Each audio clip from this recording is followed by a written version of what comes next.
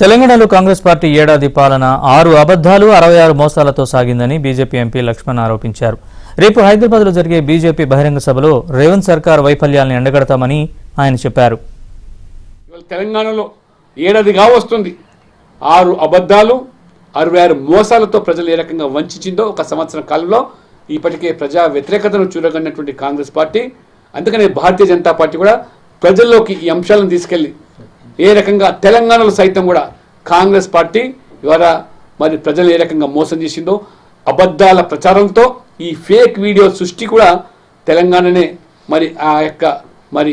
తెలంగాణ రాష్ట్రం నుంచే కాంగ్రెస్ పార్టీ ఏ రకంగా ప్రచారం చేసిందో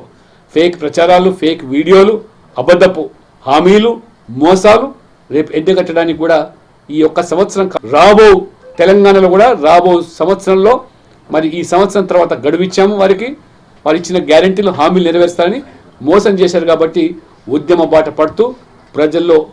మరి ఈ కాంగ్రెస్ పార్టీని, కాంగ్రెస్ నాయకత్వం దోషిగా నిలబెట్టేటువంటి ప్రయత్నాలకు నేను స్వీకరణ